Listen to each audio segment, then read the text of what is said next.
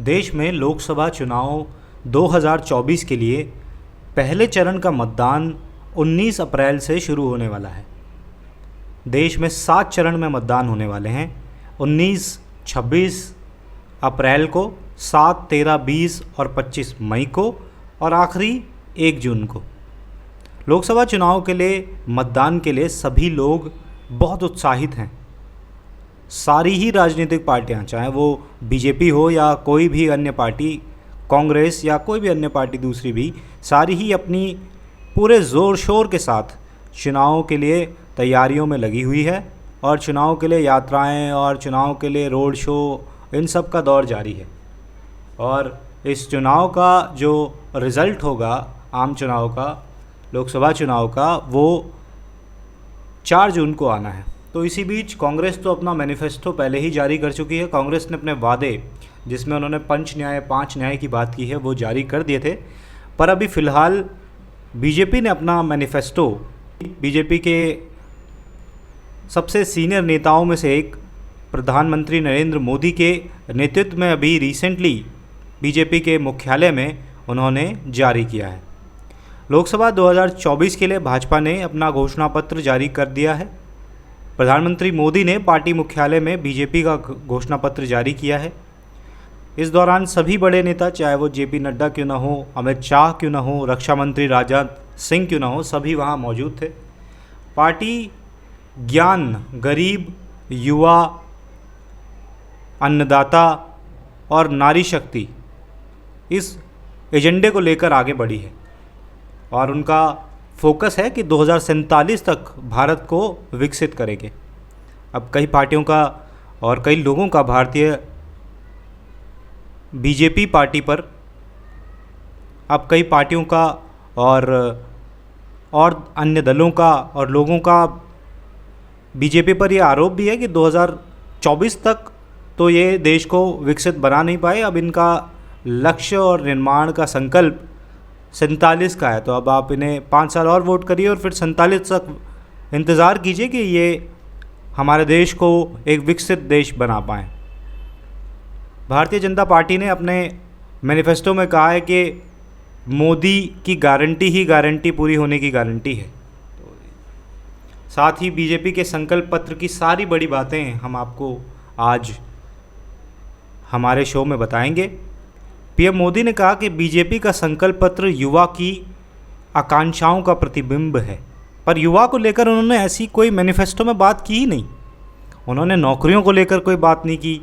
उनका संकल्प नौकरियों को लेकर कोई ऐसा बड़ा संकल्प है नहीं। उसके बाद उन्होंने फ्री राशन की योजना को जारी रखने की बात कही। तो लोगों का यहाँ पर उन पर आरोप भी है कि इसका मतलब ये कि आप अपने पिछले 10 सालों के टेन्योर में देश को विकसित नहीं बना पाए और देश में इतने गरीब लोग अभी भी हैं जिन्हें कि फ्री राशन की ज़रूरत पड़ रही है और आप भी फ्री राशन की स्कीम अपनी चला रहे हैं। प्रधानमंत्री मोदी ने कहा कि जनऔषधि केंद्रों का विस्तार होता रहेगा। तो एक अच्छी शुरुआत है कि प्रधानमंत्री द्वारा कम रेट्स पर दवाइयाँ दी जा रही हैं देश में और इनको विस्तार करने का काम रहेगा। पर इसका एक नेगेटिव पॉइंट ये भी है कि जनऔषधि केंद्रों में काफ़ी दवाइयाँ उपलब्ध नहीं हैं। जो महंगी दवाइयाँ होती हैं या जो दवाइयाँ मुश्किल से मिलने वाली होती हैं, वो जनऔषधि केंद्रों पर नहीं मिलती हैं। साथ ही प्रधानमंत्री ने कहा कि 5 लाख का मुफ्त इलाज मिलता रहेगा। 70 साल की आयु के हर बुज़ुर्ग को आयुष्मान योजना के अंतर्गत लाया जाएगा। साथ ही ट्रांसजेंडर्स जो लोग होते हैं उनको भी, ट्रांसजेंडर्स को भी लाया जाएगा आयुष्मान योजना के अंतर्गत। 3 करोड़ से ज़्यादा घर बनाने का संकल्प है। जो भी उन्होंने 10 साल में काम किए, उन 10 साल के कामों के बारे में बात करते हुए नज़र आए। उन्होंने कहा 10 सालों में हमने दिव्यांगों को कई सुविधाएं दी हैं, 10 साल हमारे नारी को समर्पित रहे हैं, आने वाले 5 साल भी नारी को समर्पित रहेंगे। ऐसा कुछ खास तो उन्होंने नारी के लिए किया नहीं, पर देखते हैं अगले 5 साल में वो क्या करते हैं।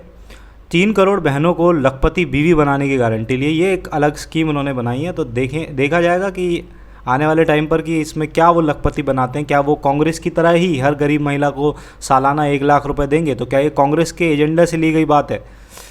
गरीबों की थाली पोषण वाली होगी, उज्ज्वला योजना आगे जारी रहेगी, सूर्य घर मुफ्त बिजली योजना, ये एक अच्छी योजना हमें लगी, क्योंकि इसमें सौर ऊर्जा का प्रयोग है, जिसमें आप अपने घर में ही सौर ऊर्जा बना पाएंगे और बिजली को यूज़ कर पाएंगे। पर ये कितना कारगर साबित होगा, ये तो जब प्रधानमंत्री जी की, मोदी जी की योजना घर घर आ जाएगी तो उसके बाद ही मालूम होगा। पीएम किसान सम्मान निधि आगे भी जारी रहेगी। देश में डेयरी सहकारिता समिति जारी रहेगी। दलहन और तिलहन में देश को आत्मनिर्भर बनाने की बात की है। प्राकृतिक खेती पर बात की है। नैनो यूरिया के ज़्यादा इस्तेमाल पर जोर दिया जाएगा, ऐसा कहा है कि 700 से ज़्यादा एकलव्य स्कूलों को भारत में बनाया जाएगा। देश में जनजाति समाज के योगदान को मान्यता देते हुए जनजाति गौरव दिवस मनाने का संकल्प लिया है। तो बेसिकली जो पिछड़े लोग हैं उन लोगों को एक सम्मान देने का काम ये करेंगे। डिजिटल जनजाति कला अकादमी की स्थापना की जाएगी। तो कल्चरल और हेरिटेज पॉइंट ऑफ व्यू से भी ये चीज़ देश के लिए अच्छी होने वाली है। देश के कोने कोने में वंदे भारत बनेगी। आपने देखा है वंदे भारत, कई वंदे भारत चली हैं देश में। Ahmedabad bullet train, Mumbai bullet train का भी काम उन्होंने कहा कि जोरों पर चल, पर अभी तक तो चली नहीं। उन्होंने कहा कि आने वाले वक्त में उत्तर, दक्षिण, पूर्वी भारत, चारों दिशाओं में बुलेट ट्रेन चलेगी। देश के कोने कोने में वंदे भारत, सरकार की ज़्यादा से ज़्यादा योजनाओं को ऑनलाइन करा जाएगा। सोशल इंफ्रास्ट्रक्चर पे वो बल दे रहे हैं। ग्रीन एनर्जी पर उनका बल है। 17 लाख से ज़्यादा देश में इलेक्ट्रिकल व्हीकल बन गए हैं। तो हम सभी को पता है कि आज के संदर्भ में इलेक्ट्रिकल व्हीकल का ज़्यादा से ज़्यादा प्रयोग करने में, ग्रीन एनर्जी का ज़्यादा से ज़्यादा प्रयोग करने में सभी देशों, चाहे वो अमेरिका क्यों ना हो, चाहे वो रूस क्यों ना हो, सभी देशों का ज़्यादा जोर है। तो प्रधानमंत्री ने उसी को बल देते हुए कहा कि इसमें देश में रोज़गार की कई संभावनाएं भी होंगी। वहीं उन्होंने कहा कि वो दिन दूर नहीं जब भारत में बड़े बड़े हब होंगे। अभी तक तो ऐसे कोई बड़े हब भारत में बनने को दिखे नहीं हैं पिछले 10 सालों में। उन्होंने कहा कि स्पेस में भी हम विश्व में बहुत बड़ी ताकत के रूप में उभरेंगे। हाँ, कुछ बहुत महत्वपूर्ण ऐसे मिशन ज़रूर हुए हैं प्रधानमंत्री मोदी के कार्यकाल में। स्पेस मिशनों को लेकर अगर बात की जाए तो उसमें इसरो का भी योगदान रहा है और प्रधानमंत्री का भी योगदान रहा है। आज विश्व में युद्ध की स्थिति बनी हुई है। उन्होंने कहा संकट के समय इन क्षेत्रों में रहे भारतीयों की सुरक्षा हमारी प्राथमिकता है। तो अभी आपने देखा होगा कि बाहरी तौर पर प्रधानमंत्री की एक छवि कहीं ना कहीं तो है, वो एक स्ट्रॉन्ग लीडर के रूप में माने जाते हैं। तो प्रधानमंत्री ने ही यूक्रेन से हमारे काफ़ी लोगों को निकालने में मदद की थी और सभी भारतीयों को उन्होंने वहाँ से बिना कोई हानि पहुँचे वापस निकाल लिया था। तो उन्होंने कहा कि आगे भी अगर ऐसा कुछ होता है युद्ध के समय तो हम अपने जो हमारे नागरिक हैं उनको वापस लेके आएंगे। भाजपा का संकल्प पत्र उन्होंने कहा सरकार की गारंटी देता है जो मानव कल्याण के लिए काम करेगी, जो अपने वादों को लेकर वो बातें करते हुए नज़र आए और अपने कार्यों को लेकर बातें करते हुए नज़र आए। उन्होंने कहा कि देश में यूसीसी को हम आवश्यक समझते हैं, यानी यूनिफॉर्म सिविल कोड, जो कि सबके लिए एक कानून की बात करता है, उसको हम ज़रूरी समझते हैं। तो मे भी हो सकता है कि आने वाले 5 साल में इस पर वो काम करें।